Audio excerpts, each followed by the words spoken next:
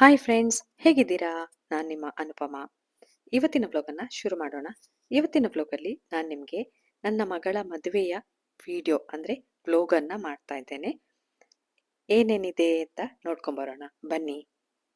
ಹಾಗೆ ನನ್ನ ಚಾನಲನ್ನು ಹೊಸದಾಗಿ ನೋಡ್ತಿರೋರು ಪ್ಲೀಸ್ ಸಬ್ಸ್ಕ್ರೈಬ್ ಮಾಡಿ. ಅಷ್ಟೇ ಅಲ್ಲ, ನನ್ನ ಮಗಳಿಗೆ ನೀವು ಕೂಡ ಆಶೀರ್ವಾದವನ್ನು ಮಾಡಿ. ಈಗ ಫುಲ್ ವ್ಲಾಗನ್ನು ನೋಡ್ಕೊಂಬರೋಣ ಬನ್ನಿ. ನಾನು ಫಸ್ಟಿಗೆ ಹೇಳೋದಂದ್ರೆ, ಇದು ರಾಮಕ್ಷತ್ರಿಯ ಸಮಾಜದ ಮದುವೆಯ ಕ್ರಮ ಹೇಗಿದೆ ಅಂತ ನಿಮಗೆ ಕೂಡ ತಿಳಿಲಿ ಅಂತ ನಾನು ಈ ವ್ಲಾಗನ್ನು ಹಾಕ್ತಾ ಇದ್ದೇನೆ. ನಾನು ರಾಮಕ್ಷತ್ರಿಯ ಸಮಾಜಕ್ಕೆ ಸೇರಿದವಳು. ನಮ್ಮ ಸಮಾಜದಲ್ಲಿ ಮದುವೆಯ ರೀತಿ ನೀತಿಗಳನ್ನು ನೀವು ತಿಳ್ಕೊಳ್ಬೋದು. ಇದರಿಂದ ಪೂರ್ತಿಯಾಗಿ ಅಲ್ಲ, ಸ್ವಲ್ಪ ಸ್ವಲ್ಪ. ಯಾಕಂದರೆ ನನಗೆ ಹುಡುಕುವಾಗ ಸ್ವಲ್ಪ ವಿಡಿಯೋ ಸಿಕ್ಕಿತ್ತು, ಅದನ್ನೆಲ್ಲ ಸೇರಿಸಿ ನಿಮಗೊಂದು ವಿಡಿಯೋವನ್ನು ತೋರಿಸುವ ಅಂತ ಇದ್ದೇನೆ. ಇದು ನನ್ನ ಮಗಳು ತನ್ಮಯ ರತ್ನ ಅಂತ. ಅವಳ ಮದುವೆ ಆದದ್ದು January 20. ಈಗ 1 ವರ್ಷ ಕಳಿತು.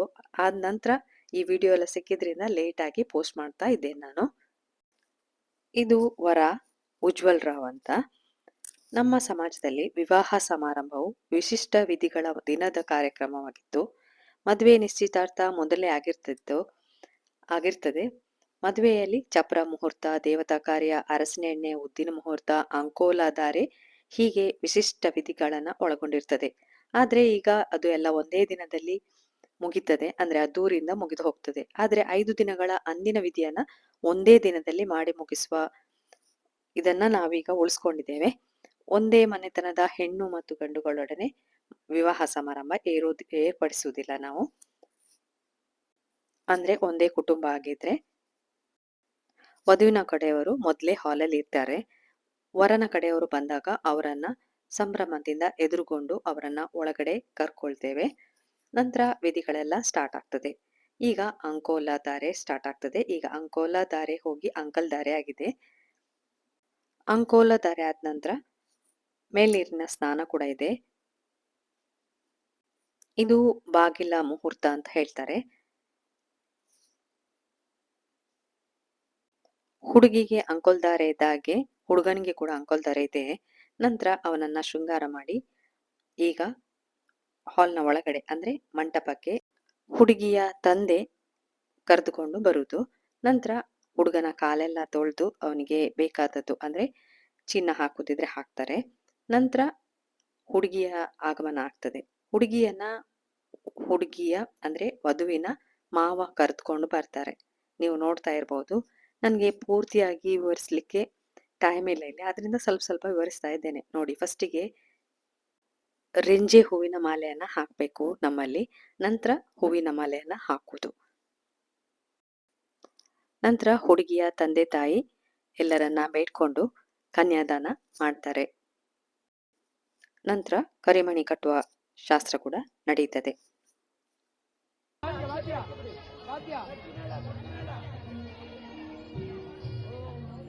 ಮಾಂಗಲ್ಯಧಾರಣ ಮುಹೂರ್ತ ಸುಮುಹೂರ್ತಮಸ್ತು ಜನಗೃಹ್ಣಂತು. ಮಾಂಗಲ್ಯಧಾರಣ ಮುಹೂರ್ತ ಸುಮುಹೂರ್ತಮಸ್ತು.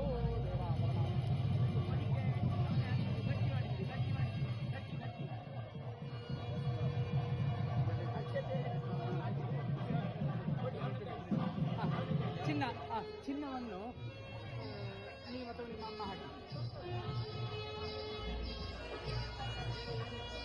ಮುಡಿ ಉಂಗುರ ಉಂಟಾ? ಇಲ್ಲ ಅಲ್ಲ, ಇದ್ರೆ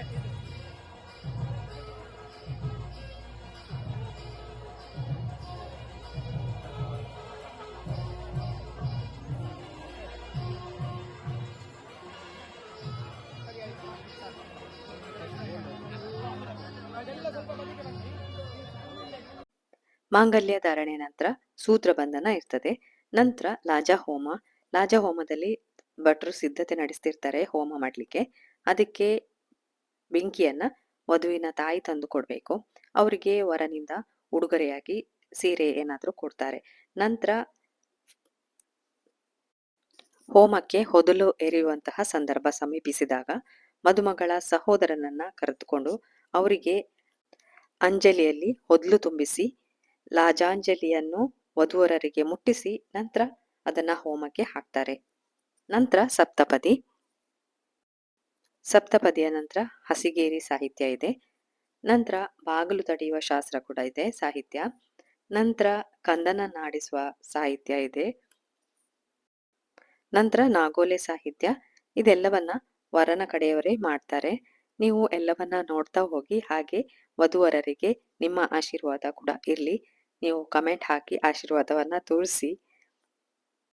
ಎಲ್ಲ ಸಾಹಿತ್ಯ ಮುಗಿದ ನಂತರ ಅವರಿಗೆ ಶುಭ ಕೋರೋರು ಅಂದ್ರೆ ಆಶೀರ್ವಾದ ಮಾಡುವವರು ಆಶೀರ್ವಾದ ಮಾಡಿ ಊಟವನ್ನ ಮಾಡಿಕೊಂಡು ಹೋಗ್ತಾರೆ. ಹಾಗೆಯೇ ಇವ್ರ ಫ್ರೆಂಡ್ಸ್ ಶುಭಾಶಯಗಳನ್ನ ಹೇಳ್ತಾ ಇದ್ದಾರೆ. ಸಪ್ತಪದಿ ಮಂತ್ರದ ತಾತ್ಪರ್ಯವನ್ನ ನಾನಿಲ್ಲಿ ಹೇಳಿಕ್ಕೆ ಇಷ್ಟಪಡ್ತೇನೆ. ಒಂದನೇದಾಗಿ ಅನ್ನಕ್ಕಾಗಿ ಬಲ ಸಂಕಲ್ಪಕ್ಕಾಗಿ ಮೊದಲ ಹೆಜ್ಜೆ ಇಡು. ಹಾಗೆ ನನ್ನನ್ನು ಅನುಸರಿಸುವಂತ. ಎರಡನೇದು ಬೆಳವಣಿಗೆ ಬಲದ ಅಭಿವೃದ್ಧಿಗಾಗಿ ಎರಡನೇ ಹೆಜ್ಜೆ. ಧನ ಸಮೃದ್ಧಿಯ ಅಭಿವೃದ್ಧಿಗಾಗಿ ಮೂರನೇ ಹೆಜ್ಜೆ. ಸೌಖ್ಯದ ಸುಖಾನುಭವಕ್ಕಾಗಿ ನಾಲ್ಕನೇ ಹೆಜ್ಜೆ. ಸಂತಾನ ಅಭಿವೃದ್ಧಿಗಾಗಿ ಐದನೇ ಹೆಜ್ಜೆ. ಉಪಯುಕ್ತ ಋತುಕಾಲಗಳಿಗಾಗಿ ಆರನೇ ಹೆಜ್ಜೆ. ಹಾಗೆ ಏಳನೇ ಹೆಜ್ಜೆ ಅಂದ್ರೆ ನನ್ನ ಸ್ನೇಹಕ್ಕಾಗಿ ಸಹಕಾರಕ್ಕಾಗಿ ಏಳನೇ ಹೆಜ್ಜೆ ಇಡು. ಅದರಲ್ಲೂ ನನ್ನನ್ನು ಅನುಸರಿಸು. ಸಪ್ತಪದಿಯ ಅರ್ಥ ಈಗ್ಲಾದ್ರೂ ಆಯ್ತಲ್ಲ ನಿಮ್ಗೆ? ಅಂದ್ರೆ ತುಂಬಾ ಮಂದಿಗೆ ಗೊತ್ತಿರುವುದಿಲ್ಲ. ಎಲ್ಲವೂ ಒಂಥರ ರುಟೀನ್ ಆಗಿ ನಡ್ಕೊಂಡು ಹೋಗಿರ್ತದೆ. ಯಾವುದರ ಅರ್ಥ ಯಾರಿಗೂ ಗೊತ್ತಿರುವುದಿಲ್ಲ. ನನಗೂ ಗೊತ್ತಿಲ್ಲ. ಆದ್ರೆ ನನ್ನ ಮಗಳ ಮದುವೆ ಮಾಡಿದ ನಂತರ ಇದರ ಅರ್ಥ ಎಲ್ಲ ನಾನು ತಿಳ್ಕೊಂಡು ಈಗ ಈ ವ್ಲಾಗನ್ನ ಮಾಡ್ತಾ ಇದ್ದೇನೆ. ನಿಮ್ಗೂ ಕೂಡ ಗೊತ್ತಿರಲಿ ಅಂತ ಹೇಳ್ತಾ ಇದ್ದೇನೆ. ಹಾಗೆ ನಾನು ಈ ವ್ಲಾಗನ್ನ ಇಲ್ಲಿಗೆ ಮುಗಿಸ್ತಾ ಇದ್ದೇನೆ. ಈ ವ್ಲಾಗ್ ನೋಡಿ ನಿಮ್ಗೆ ಏನ್ ಅನ್ಸಿತ್ತು ಅಂತ ಕಮೆಂಟ್ ಬಾಕ್ಸ್ ಅಲ್ಲಿ ಹಾಕಿ. ಇಷ್ಟ ಆದ್ರೆ ಲೈಕ್ ಕೊಡಿ, ಕಮೆಂಟ್ ಹಾಕಿ, ಎಲ್ರಿಗೂ ಇದನ್ನ ಶೇರ್ ಮಾಡಿ. ಪುರ್ಸೊತ್ ಮಾಡಿ ನೋಡಿದ್ದಕ್ಕೆ ಥ್ಯಾಂಕ್ ಯು.